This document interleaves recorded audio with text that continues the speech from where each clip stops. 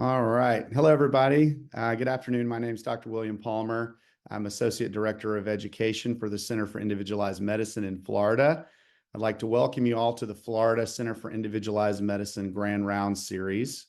The CIM Grand Rounds lecture series is designed to highlight the latest in scientific discovery and innovation and to demonstrate how individualized medicine is being translated into our practice to meet the current and future needs of our patients. It's my pleasure to introduce today's presenters, Dr. John Presutti, Dr. Houwink, and Dr. Adrianna Clapp. To start off the presentation, we'll have Dr. Presutti, who's Assistant Professor of Family Medicine in the Cecilia and Dan Carmichael Family Associate Interim Director for the Center for Individualized Medicine in Florida. He's a family medicine physician with a keen focus on integrating genomics into everyday medical decision-making. Recognizing the growing trend of patients using direct-to-consumer genetic testing, Dr. Presutti saw an opportunity to enhance patient care by recommending genetic counseling and testing based on family history. His efforts are aimed at identifying patients at high risk for cancer, facilitating early screenings, and preventing metastatic cancer and early cancer death. Dr. Presutti works closely with Mayo Clinic Center for Individualized Medicine to unravel the complexities of the human genome, enhancing the ability to precisely diagnose, treat, and predict diseases. Joining Dr. Presutti in his presentation will be Dr. Houwink, who's Associate Professor of Family Medicine and Senior Associate Consultant in the Department of Family Medicine in Rochester. Her research and educational involvements include prevention, screening and early detection modalities in common and rare diseases, and implementing genetics into the primary care practice. She focuses on prevention and early detection of common forms of hereditary diseases such as cancer, cardiovascular disease, and diabetes. But she also works on studies on early detection and prevention of rare diseases in primary care, such as hemoglobinopathies and Rett syndrome, which require increased population health management because rare diseases are now seen as a public health problem. They're in urgent need of improving medical care, awareness, and training. Family history taking and registration in eHealth, AI, personal genetic locker, bioinformatics, education, communication, data ethics are all part of her mission to bring genetics and pharmacogenetics into the primary care practice. She's heavily involved in pharmacogenomics and a longtime member of the Dutch Pharmaceutical Work Group and CPIC Guidelines Committee. After the presentation, we'll be joined by Dr. Adrianna Clapp for a panel discussion. She is Assistant Professor of Family Medicine and Senior Associate Consultant in the Department of Family Medicine in Florida. In addition to her clinical activities, she is active in education in our Alex School of Medicine in her role as the Family Medicine Florida Medical Student Association clerkship. She enjoys participating in research activities and has an interest in genetic testing in primary care, particularly in identifying genetic cancer risk.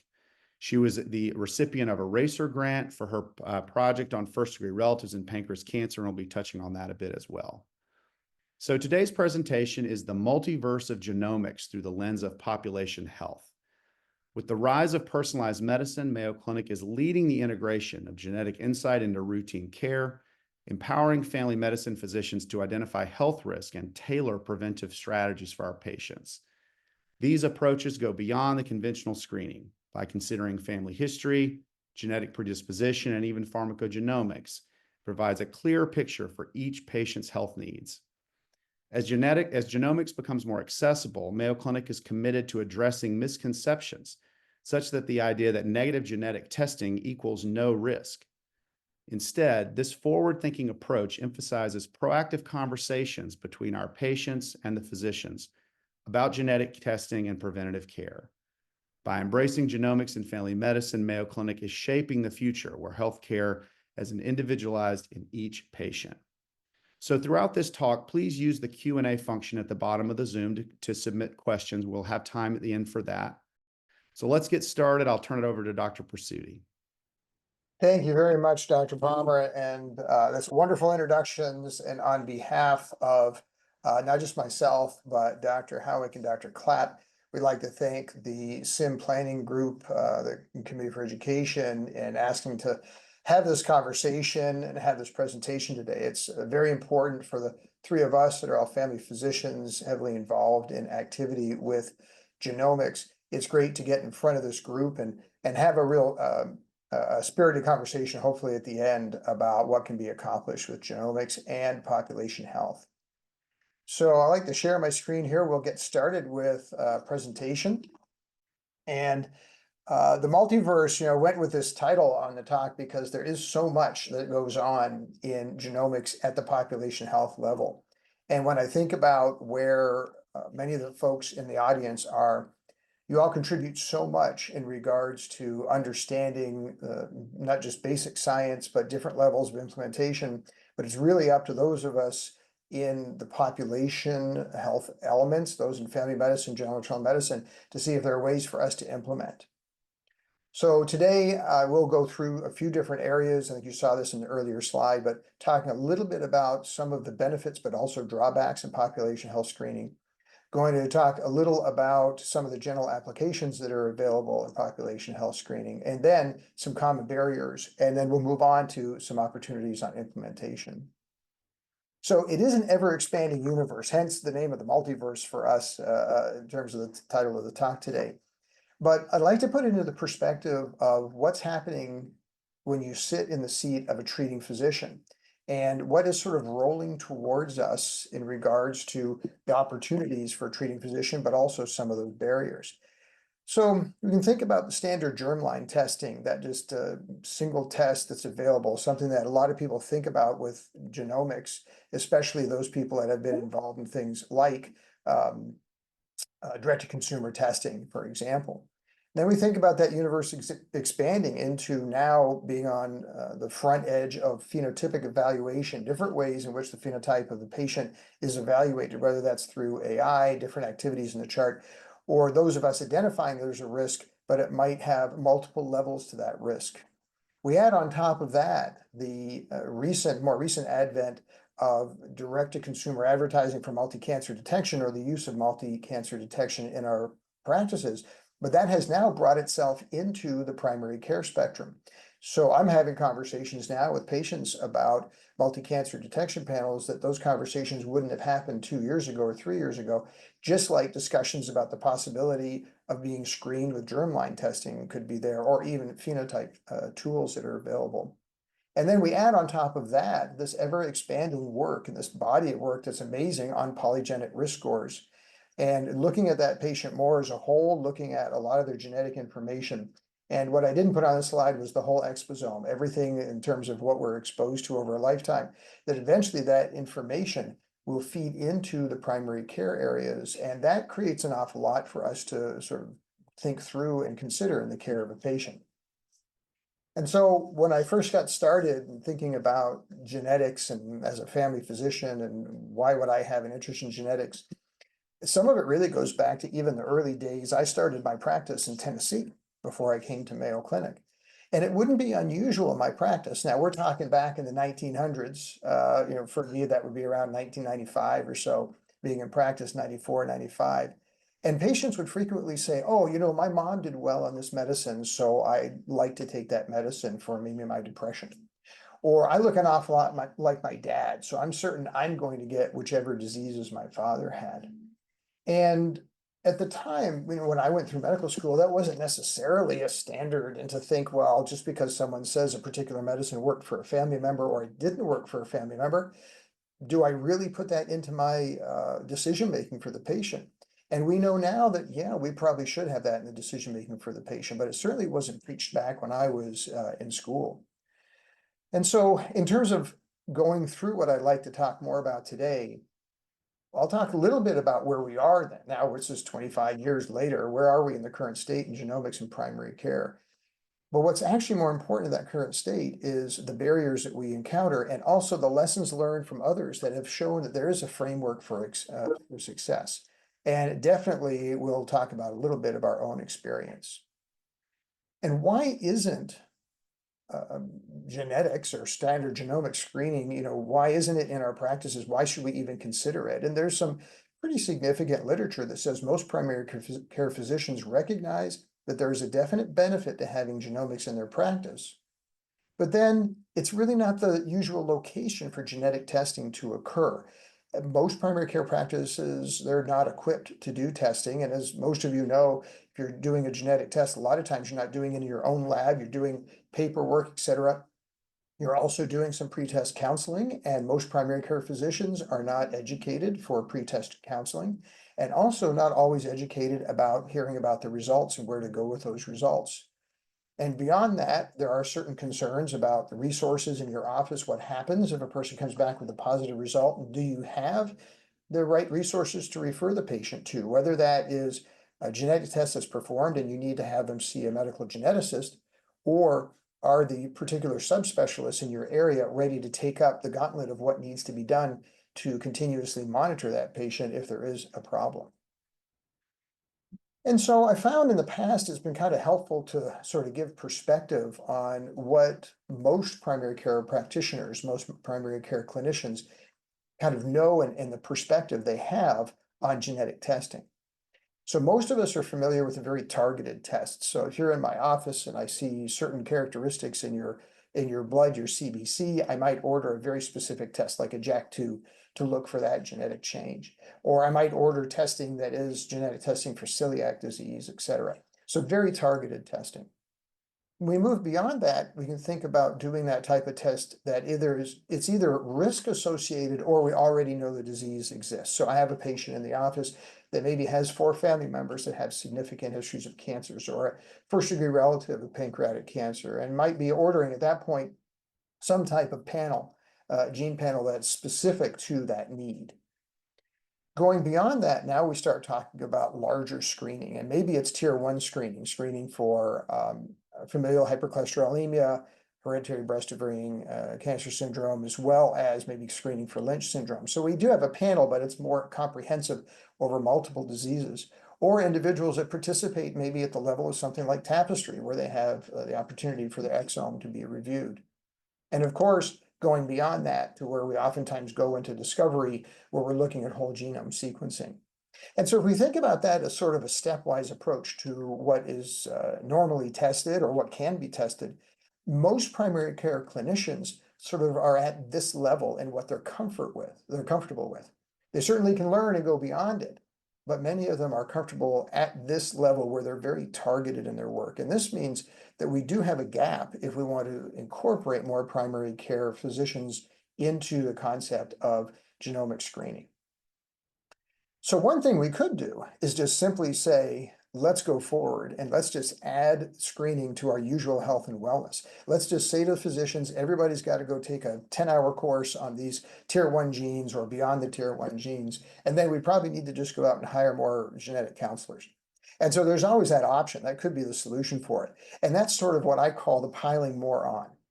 And the reason is that I facetiously say this is a potential opportunity for us is because we really can't add all of those things into the primary care practice, at least not with conventional thinking. And this is actually a good article that came out in 2023, but it's actually been, this was a reproduced information from a prior article from several years earlier that kind of tells a story why we can't just simply add genetics into population health in the traditional method. And that's because if we were to look, and this is the bar graph on the left, if we were to look at your average primary care physician with a panel of 2,500 patients, which is pretty close to average, it's roughly where we land at Mayo many times, sometimes a little higher, sometimes a little lower for different variations. And then this group looked at data back from 2017, 2018 utilization. And at that time, the only counseling was counseling that seemed to surround BRCA risk assessment. Other than that, there really wasn't any discussion about any type of genetics that was standard of care at that time. And they looked at how many hours a day a physician would need to work to see these patients and to be complete in all the U.S. Preventive Task Force Service guideline recommendations. And in a 5-day work week, it was 26.7 hours per day. So obviously that math doesn't work out. Around a little bit after 2017, 2018 was the development of the CPC Plus model. It was actually already going around that time. And the CPC Plus model was a model in primary care that took not just your physicians, but a large group of non-physicians working at the top of their ability, top of their license. And this is adding people like a robust group of RNs in the practice, nurse practitioners, physician assistants, pharmacists, a lot of times, integrated behavioral health, et cetera, nutritionists, and all of these individuals working together to take care of the same group of patients.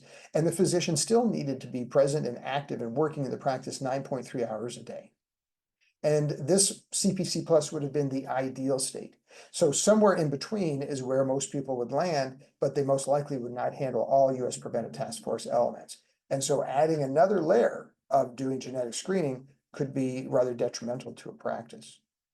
So when we think about the barriers with different bandwidth, that previous slide showed what was known about medicine at that time.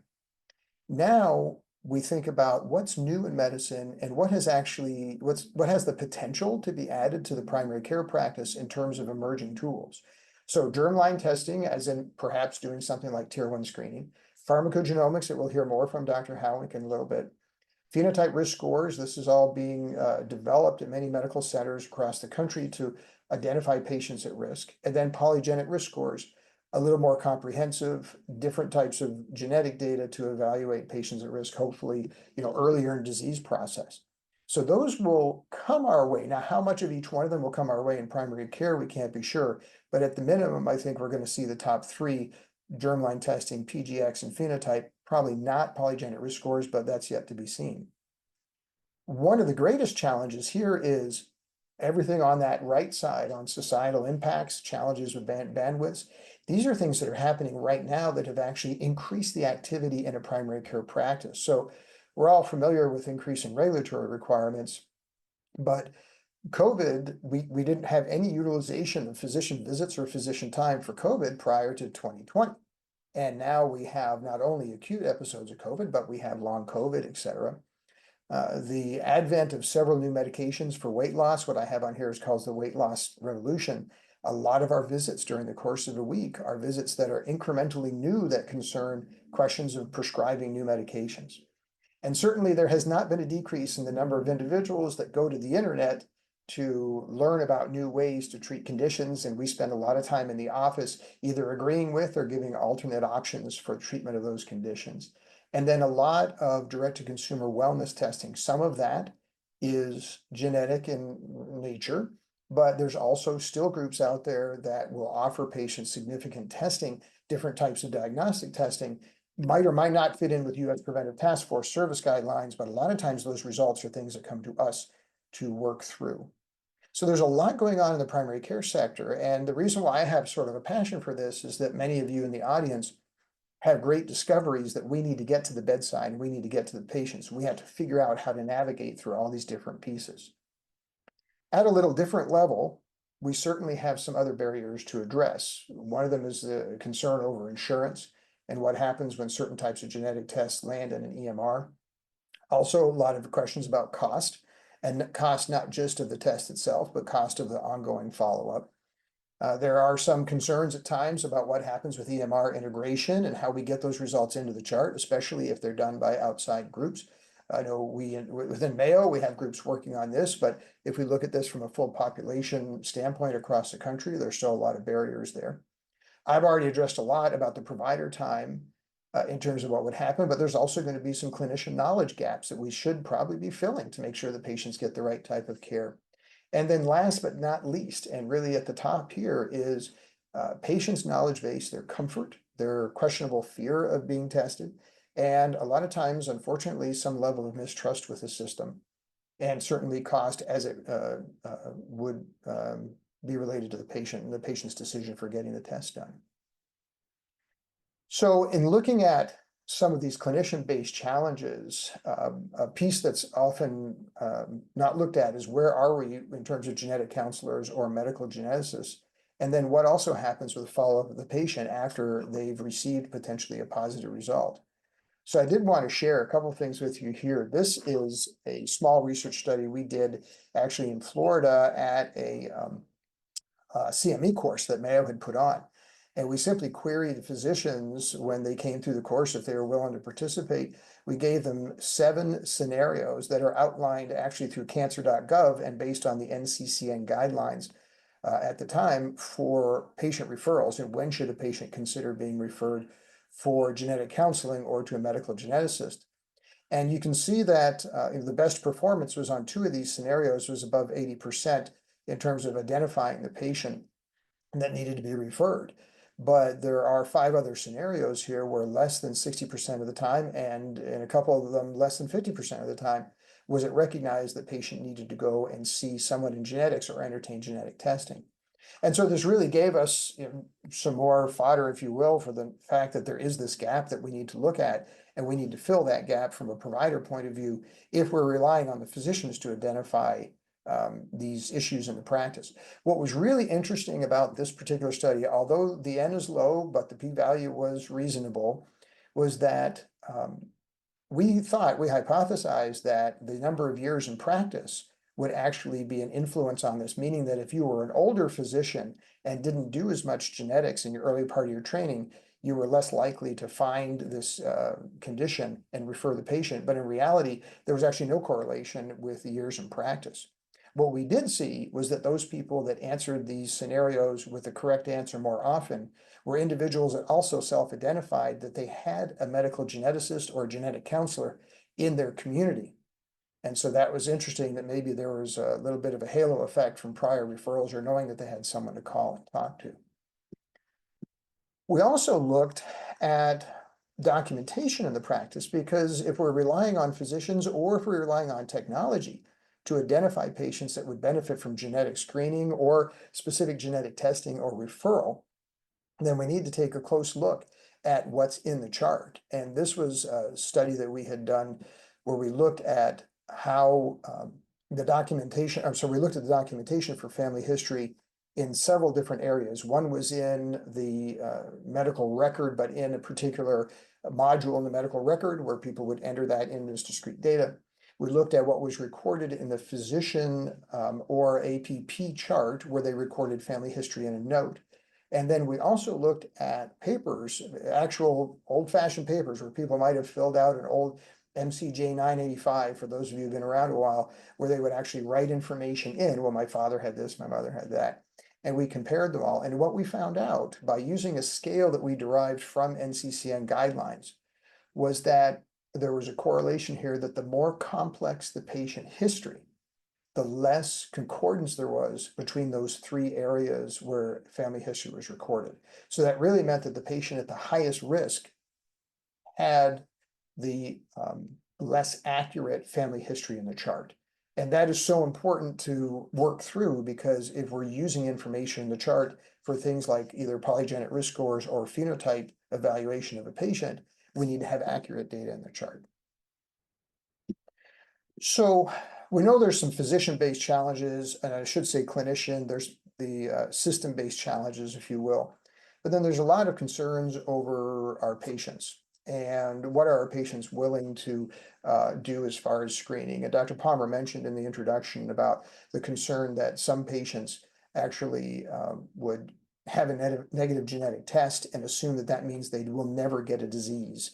And I actually got started down this road because of a very specific conversation I had with a patient who was negative for BRCA that was done by direct-to-consumer test, and then told me she would never need to have a mammogram again because she had a negative BRCA test that was a direct-to-consumer that she had been given as a present from her family. And so we have some gaps there in patient knowledge that we definitely need to fill. There is more conversation about privacy concerns. There's recently been some concern over one particular direct-to-consumer company that's having some financial challenges, and where will their data go? Certainly, it's brought up that GINA in an insurance environment is more related to health insurance and not other types of insurance, and so there are some concerns. There are social barriers, and this is something where Dr. Clapp spends some time and might comment on in our Q&A as well today, about groups that are interested or not interested in participating in testing or follow-up. Certainly the fear of knowledge. I've had patients tell me before that they didn't want to know the information, but they might not understand that that information also could be helpful to other family members. And it's not just the cost of the test. A lot of times it is the follow-up from the test that some patients will fear. And it's interesting because we have all that information, but then we also know this information. And this is a fairly important article, came out last year in Annals of Internal Medicine, really talking about what would happen if we were to screen the population with tier 1. And that if we were able to get to patients that were younger, ideally roughly less than 40 years of age, that the cost of the test, especially if it is relatively low, could actually make a significant difference in long-term outcomes and cost for patients. And so as more of this data comes out, then we might be able to talk more about how this can become more of a standardized option for our patients. So we know there's a gap. We look at this gap. We're looking at ways to try to fill the gap and to learn a little bit more about ways to improve it. Some areas of the world have actually started to try to conquer this as well. And this is just a short list of a few programs across the world where large-scale genomic activity has been undertaken, where they're learning a lot. That definitely in all of these, if we look at some of the combining factors, research and discovery is a very important part of each of these initiatives, producing an awful lot of data and some conclusions from the data. And it's great to hear this because they do tell us a little bit more about the barriers on a large scale that we would encounter. When I spent a little bit of time and work on this a couple of years ago, looking at, well, where has success been? And there are several groups in the United States that have looked at offering screening panels, not just of those tier 1 genes, but potentially larger panels, sometimes as many as 100 to close to 200 gene panels. There are some common threads where they've been able to show success at large scale population screening. And these are some of the key points that I kind of have seen from review of several of those articles. But some of them would highlight first, it doesn't replace a regular medical genetic evaluation. So a person who has a complex family history or complex disease should be seeing a geneticist about that. That in most of these areas where they had success in patients agreeing to proceed with screening, the primary care physician was definitely involved. They had just-in-time education, sort of like a phone a friend for the physician. So if the physicians had a question at that time and they're in the room, they had someone they could call immediately for a quick answer to a question that a patient had raised or that they had themselves. They also made sure that the panels were clinically relevant to the patient, so the patient could understand that there would be a benefit. And in several areas where they've had success, they have created a community involvement. So the community is getting involved, or they're talking about it. There have been discussions about faith-based communities and just in cities, towns, small communities, hamlets like that, where they can really have a conversation and get people energized about it. A significant opportunity lies ahead in terms of cost barriers, because certainly the lower the cost, the higher the uptake of doing screening. And by far, one of the most important things was to have a well-developed action plan for a result that comes back. Not just getting a negative result to a patient, but if a patient comes back with a positive result, that the clinicians, the whole medical team, and the patient are aware of what the next steps are, and those are expedited appropriately. So we have learned a little bit of information from Tapestry. I should say probably a lot of information from Tapestry now, with well over 100 projects ongoing from the Tapestry data. And this is an earlier snapshot of data that we had from Tapestry that we're working towards publication. And this was after we had invited a little more than the first 500,000 patients, and about 38,000 had enrolled. We had 12,951 individuals who actively declined. So the definition here is they didn't ignore the email invitation. They said, no, I don't want to participate. And they told us why they didn't want to participate. And you can see here are essentially some of these are really the top 5, but looking at areas like the highest ranking ER concern, which is the electronic record. So concerns about their information being in the record, concerns about the process being too complicated, which we want to learn more about over time, because we would hope that we had a fairly streamlined process. Then you can see as it goes down, there's insurance concern is definitely significant here. Research discomfort with some significant variability here in terms of race. And then just some folks that are just disinterested, might not have seen value to it. So we have a more robust evaluation of the data that we're hoping that everyone will be able to see fairly soon. So we also have done some work in terms of learning about what we can do with genetic screening. We've actually had an implementation pilot in Florida where we've invited a little more than 1,700 patients with an in-basket message with a very comprehensive brochure that talks about tier 1 genetic testing, what it is and the benefits of it. And So again, sending out over 1,700 invitations for this. We suggested the patient have a conversation with their PCP who could then order the test. We had about 50 people send back either questions through the in-basket or saying, hey, I'm interested.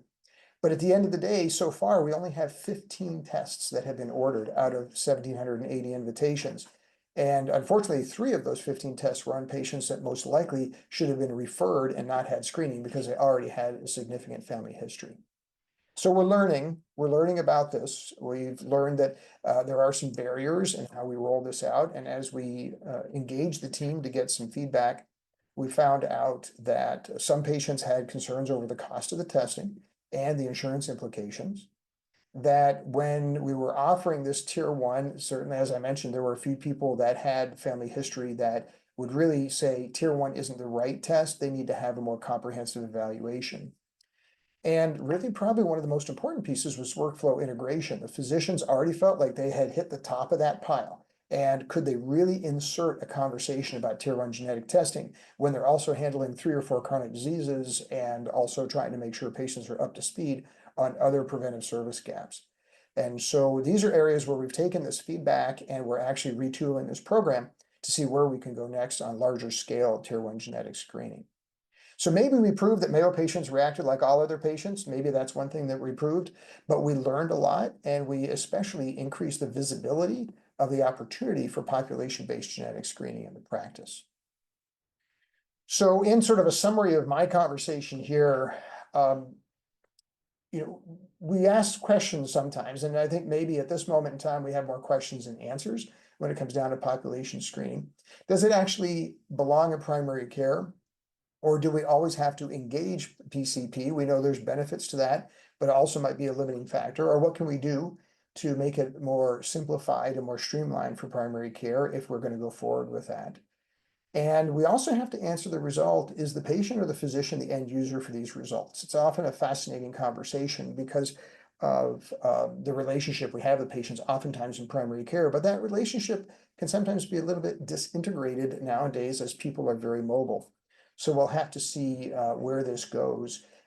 We know that there's a big barrier in inspiring trust in certain levels of genetic testing with the healthcare system. So there's definitely work there we can do, but we feel like the interaction between the physician and patient can help inspire more trust. We continue to look for ways to fill the gap. That's what a couple of my colleagues here will talk about in a minute. We definitely want to get more patient engagement.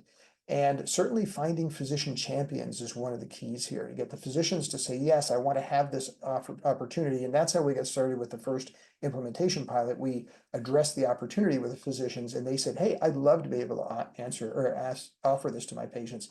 And that's how we got going to it. And our genetic counselors are super important here because they need to be really available for the physician at a moment's notice when there are complex questions or issues.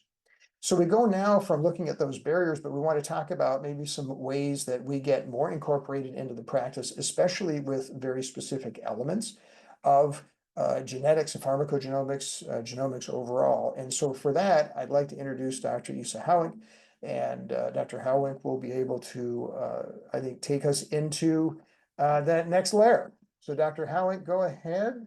Thank you so much, Dr. Presutti. I hope I can now go through the slides. So yes, thank you so much for this very nice introduction.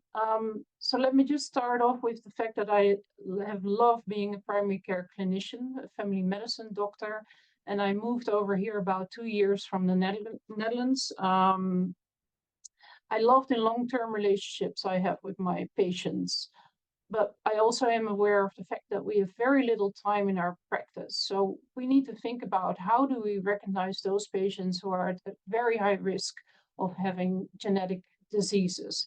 So I usually see patients before they get sick or before they even have very serious side effects to the medications we frequently prescribe in primary care practice. We've become aware, I think, of the fact that there are high-speed developments in genetics and pharmacogenetics with very great implications for our work in primary care. I feel that large data sets or e-health and analytical tools such as AI can help us, but we need to be trained to be able to use all of this information and communicate all of this information with our patients. And that way we see a real increase in demand from our patients, of course, who also want to trust all of this information. And I'm hoping that bioinformatics can serve as a solution. We are those gatekeepers in clinical care practice overall, and we only refer or order if this is absolutely necessary. And we really need to continue being aware of this, or our medical care will be unaffordable. In order to be able to do all this, adequate knowledge and skills are absolutely necessary. Thank you so much. Can you go to the next slide, Dr. Dr. Presutti? Houwink, you can actually advance the slides now. Remote should be on you. Sorry. Great. Okay, wait. Oops. I'm going a little bit too fast. There. So this was a great article by Dr. Green, actually, who basically showed us that there is a real increase in demand of care, and genomics data are coming at us. And this is all coming into electronic healthcare records as well. And we need to be able to pick up on all of this information and actually apply it in our daily practice. And hopefully do this in partnerships with our patients, where patients also feel they are empowered to do so. So as a family medicine doctor, I'm very well aware of the fact that I'm a gatekeeper. And I'm also aware of the fact of the possible impact of genetics in our daily practice, because we prevent complex diseases such as breast cancer, of course, diabetes, and so on. And so knowledge about BRCA genes or MODY or LADA can have great implications. Also for preconceptional care and postnatal care, all of these are very much so part of our daily practice. Digital navigation will be increasingly part of our daily work, and a sense of alarm, which we are really good at, I think, in primary care practice, can be supported by digital information. And so decision support system apps and e-health can be an increasing part of our daily practice. So when does this come be important during the lives of our patients? Well, of course, when we are planning pregnancy and even birth, when we think about carriership screening, but also during pregnancy, of course. And then throughout the life, we hope our patients become old, but in a healthy way, of course.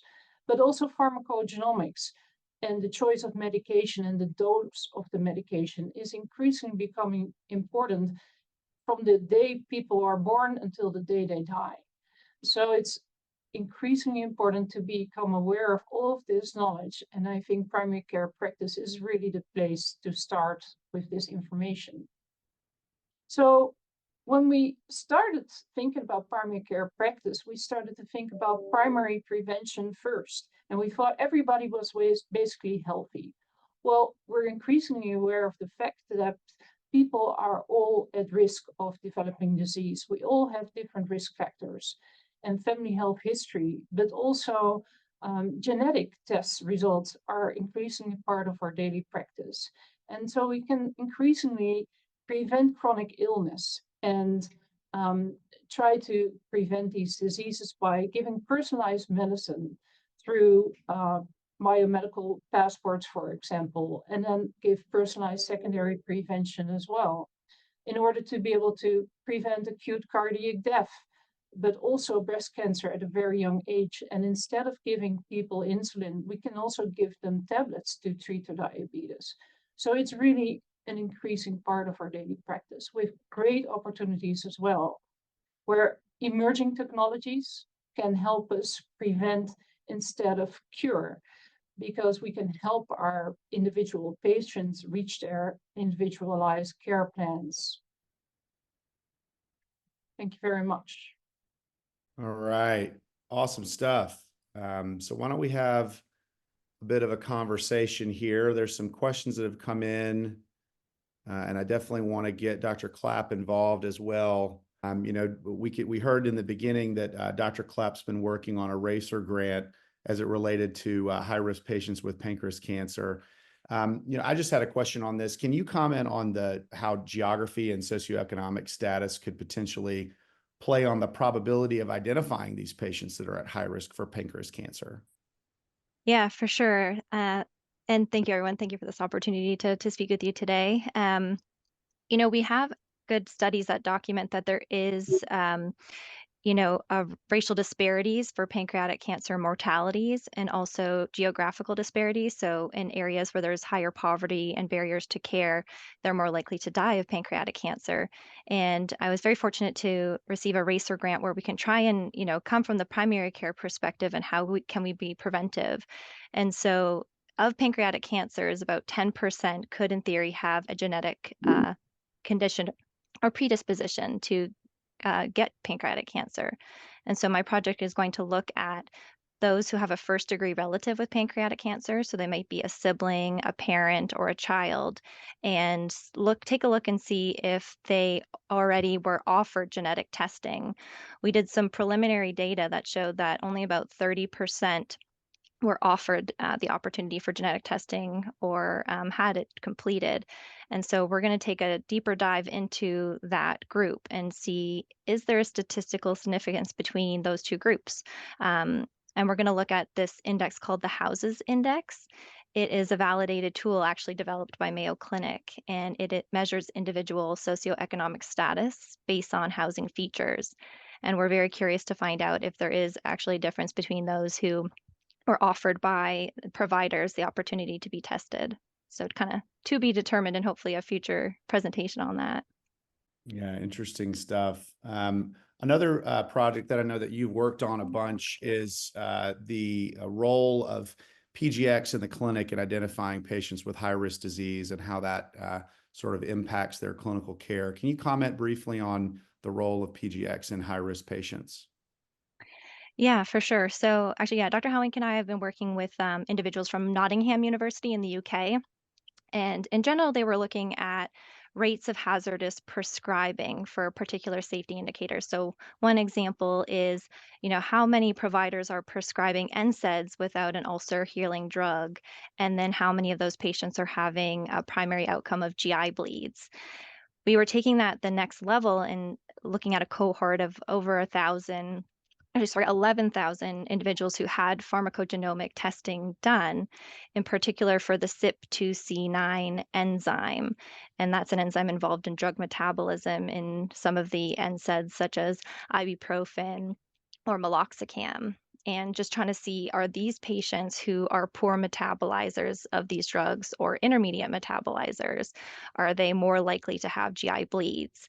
And so far, the numbers of these they're very low proportions in the community, but we are seeing that at least so far, there were 19 poor or intermediate metabolizers who did have a GI bleed in this setting. So just kind of highlights that there's more research that needs to go into this to identify those who might actually have a genetic predisposition for high-risk drugs. We've got a few questions that have come in. I'll start posing those. So the first one, a great point here, for cancer risk, screening just for the tier 1 genes is not going to be sufficient in the long run for population based on population studies. How close are we to going beyond tier 1 genes for population screening in cancer? I can take that one, is absolutely fine, and Dr. Houwink might have opinions, or Dr. Clapp as well, but so there's a couple things to know about the differentiation between tier 1 and then going beyond tier 1. We learned a lot from Tapestry with tier 1 screening, and one element of that is being prepared to handle the results as well. And also the concerns that might relate to cost, et cetera, for the patient if it's not in a research scenario. So we're learning about tier 1. We're learning about what happens when we offer tier 1 outside of a research study. Definitely, I think that the future for us is going to be offering a much larger, wider panel, something that is clinically relevant. Tier 1 does have the most data that shows that it is worthwhile and appropriate to offer to patients. But I think that it's going to take us a little bit longer. Now, I don't know if that's just a couple of years or not. I do feel that there's going to be opportunity. There is a bioethics group looking at the Tapestry data to see where we're going to go with additional results from Tapestry. And so we might have something moving forward beyond tier 1 for the Tapestry participants. But when it comes down to usual screening, I'm hoping we're going to be able to go beyond tier 1. We just need to be prepared for that with the resources we'll need. So, What I'd like Dr. to add to that Go ahead. too is that I think in primary care practice, we really have to see genetics as one of the pieces of the puzzle. So it's multifactorial basically. It's not just genetics. So we need to be aware of all the risk factors, such as family health history, such as genetics as well. But we really have to look at our individual patients and gain knowledge on this and use AI to be able to recognize these patients. So, Dr. Houwink, continuing on that, can you just discuss the role of prevention here as it comes to primary care and in genomic screening? Yeah, I think I'd like to go back to that slide, at least that I just explained about secondary prevention. Where we were first thinking about primary care prevention, become increasingly aware of the fact that most of our individual patients have risk factors. So, and in order to be able to recognize all of these people, some of them should be tested, but not all of them. And that also goes back to our first discussion about equity, and recognizing patients who are at possible high risk of developing cancer or diabetes or hemoglobinopathy and so on. And so I really feel we need to become more aware of secondary prevention and also go into that cure part more and working together with our colleagues in secondary care practice around this. Dr. Presutti, in hearing the great options that are available, I'm just curious about the barriers that you see. I mean, what are the challenges that you're finding and that you're expecting over the next couple of years in getting genetic testing to your patients in primary care? Thanks, Dr. Palmer. I think that the two biggest challenges, even though that when we think about challenges from my perspective, there are certain things that I believe that we can work towards filling that gap. The gap in terms of knowledge base for our physicians, our other clinicians, resources like making sure we have genetic counselors, et cetera. The ones that are probably some of the biggest ones that we're going to have to work on is the patient's knowledge base or their interest in accepting a genetic test as part of their usual screening. Some of those concerns that are out there, including things like their long-term cost if something is found, the sort of what's in it for me element, and still a level of mistrust. And we see that getting to Dr. Clapp's study with the Houses Index, we see varying levels of mistrust with genetic testing in the healthcare system across a lot of different groups. And we're going to have to work through that. And that I think is just about as important as the cost factor. It's still fairly expensive to get these tests done at a diagnostic level. And we're hoping that there's going to be some solutions for improved cost.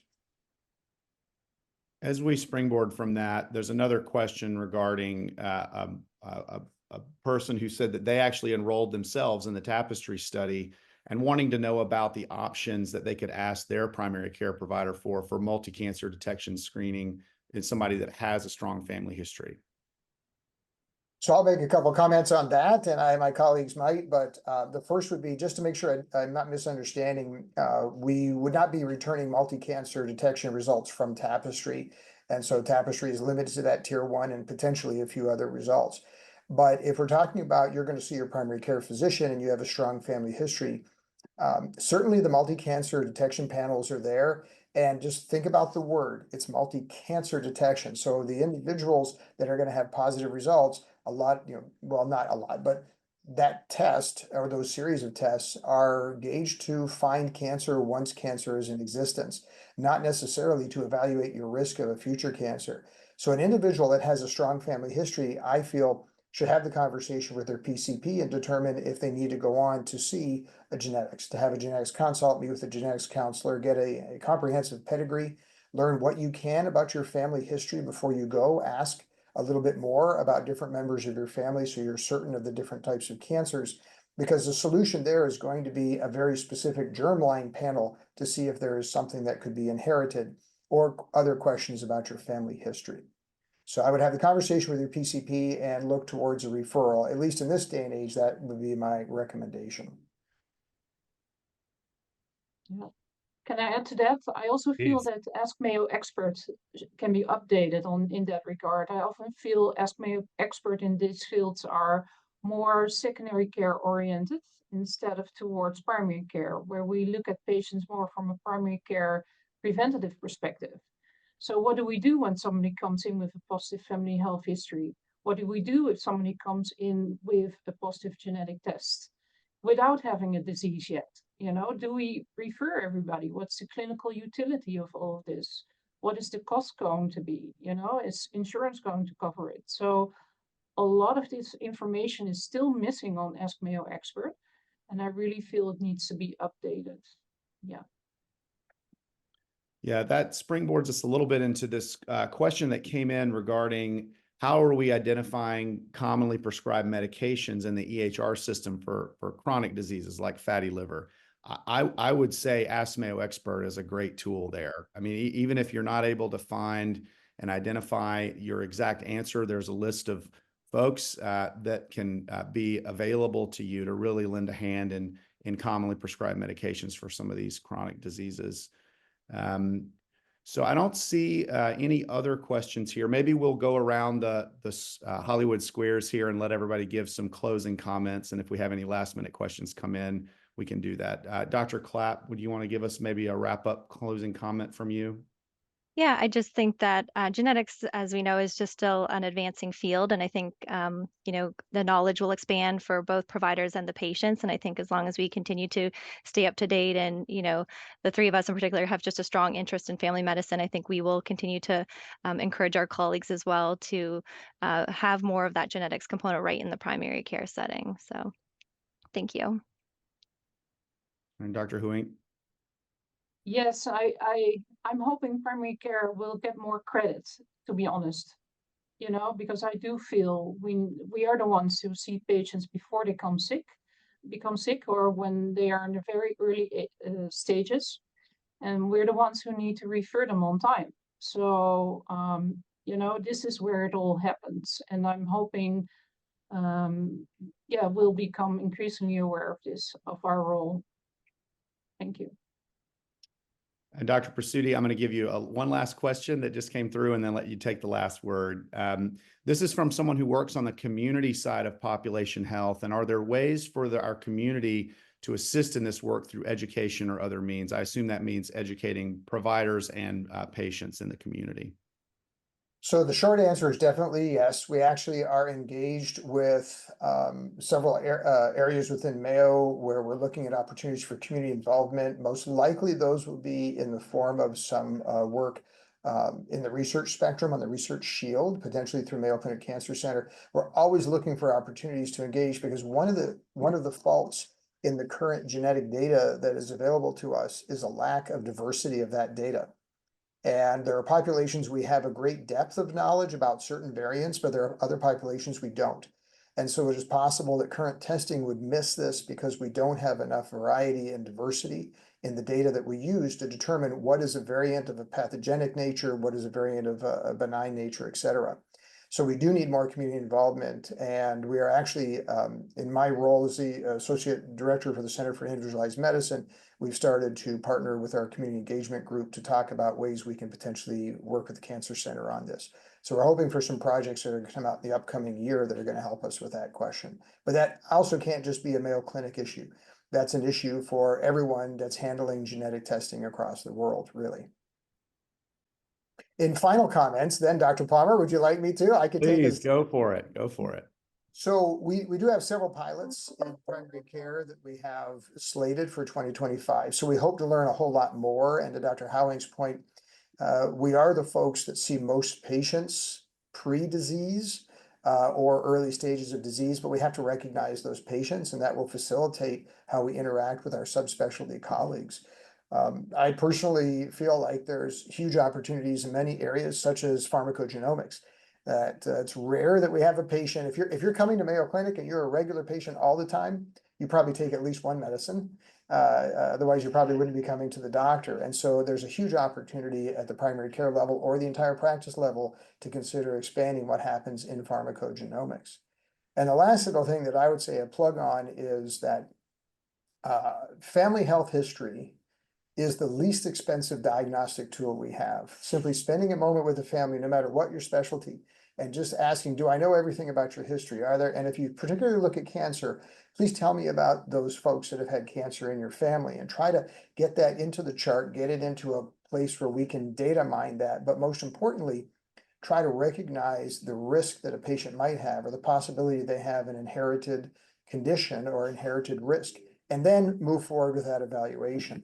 I always do a pitch, usually do some type of podcast or posting, because we're coming up on Thanksgiving Day, and Thanksgiving Day is actually Family Health History Day.